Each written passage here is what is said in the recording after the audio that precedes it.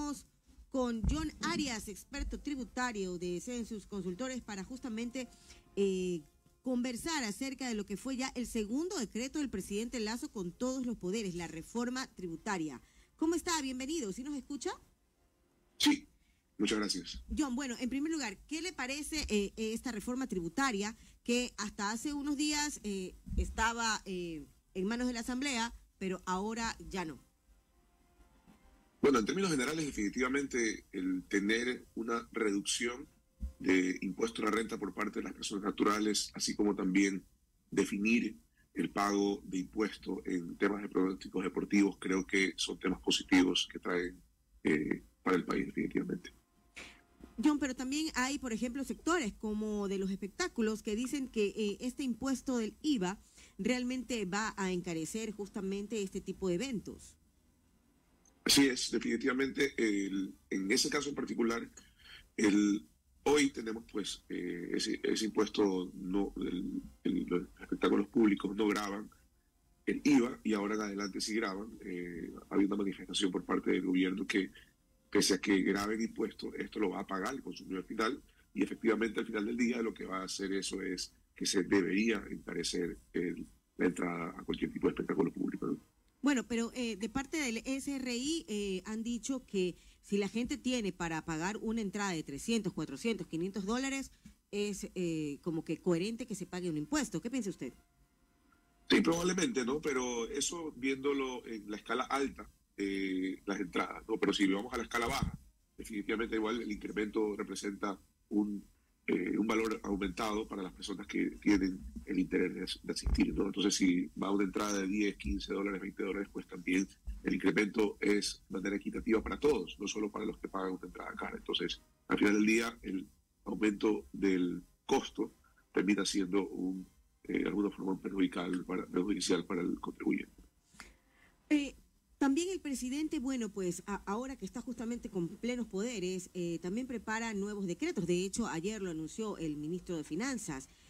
Básicamente han dicho que que serán decretos para justamente atraer la inversión extranjera en el tema petrolero, también para fomentar el trabajo. ¿Qué cree usted que sería lo mejor para nuestro país, dadas las condiciones en las que estamos? Definitivamente creo que todo lo que sea beneficioso para los contribuyentes y que permita, ¿no?, que tengamos ciertos beneficios tributarios van a incitar o a promover que de alguna u otra forma pueda existir algún tipo de reactivación económica. Sin embargo, creo que también es súper importante identificar que, tomando en consideración que el presidente es el que va a través de decreto ley, a emitir una nueva norma, es importantísimo que se cumplan todos los principios constitucionales y los principios legales que dicta el hacer una norma y que no pasa por el filtro que antes pasaba, que era la Asamblea Nacional, ¿no? Este filtro permitía encontrar los puntos donde podía haber alguna falla respecto a principios constitucionales y principios legales. Y en ese tema en particular me gustaría un poco comentar que, por ejemplo, en la reforma tributaria que ya está como decreto ley y ya pasaría a ser ley una vez publicada en el registro oficial, esa reforma en específico, por ejemplo, tiene algo que se considera la retroactividad de la norma. Es decir, el SRI manifestó que el tema de gastos personales para las personas naturales, que ahora va a producir una rebaja en el pago del impuesto, va a ser de aplicación inmediata. Y nunca en el tiempo que se han planteado reformas, se han planteado efectos de aplicación inmediata. Y esto se da pues porque en una disposición general que se pone en la reforma de la ley, establecen que en el caso en particular de los impuestos en gastos personales, por ser un valor que se va a reducir y no va a ser en perjuicio de los contribuyentes, se va a poder aplicar de manera retroactiva. Es decir, ponen una cláusula de poder tener una retroactividad de la ley en ese caso en particular.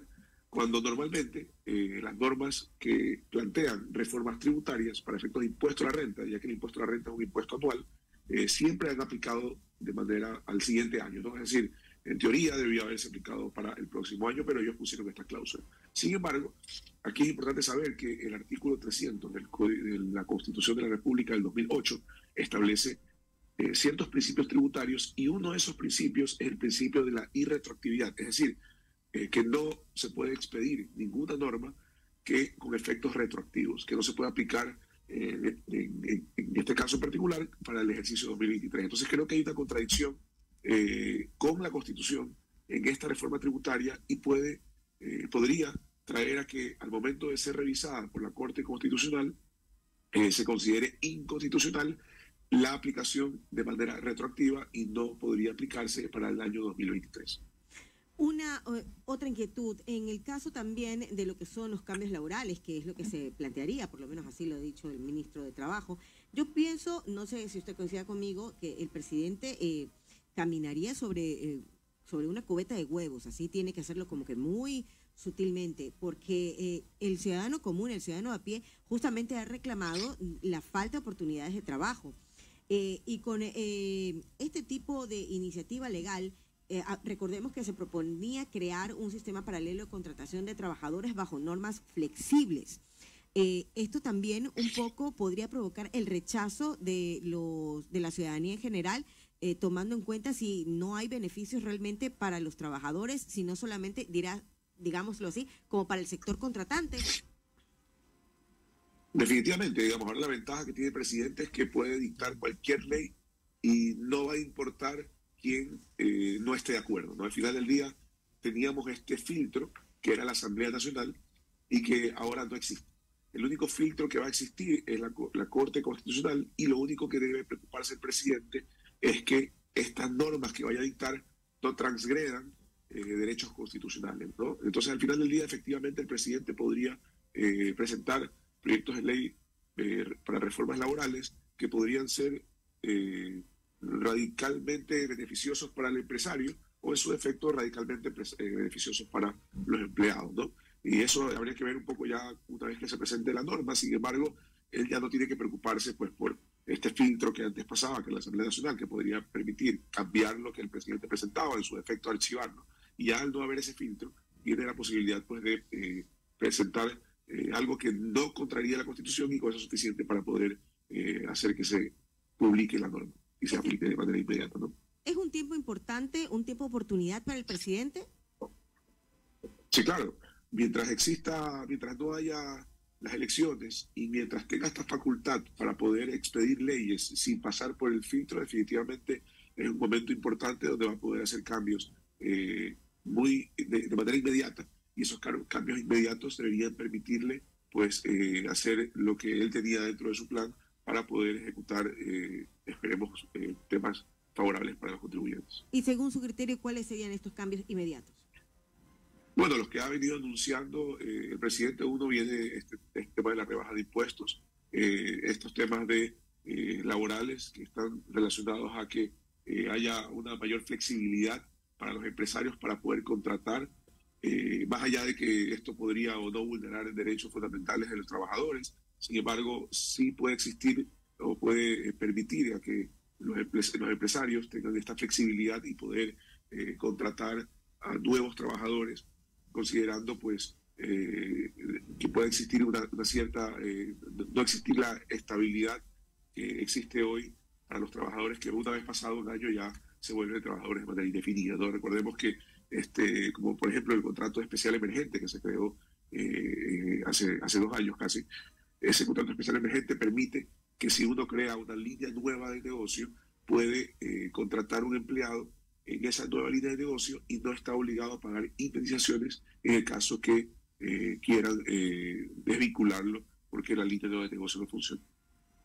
Listo. Muchísimas gracias, John Arias, socio y gerente general de Census Consultores y experto tributario, con quien justamente hemos analizado este decreto 742 que pone ya en vigencia la reforma tributaria. Y bueno, entre otras oportunidades económicas que tiene el presidente Lasso en este tiempo. John, muchísimas gracias.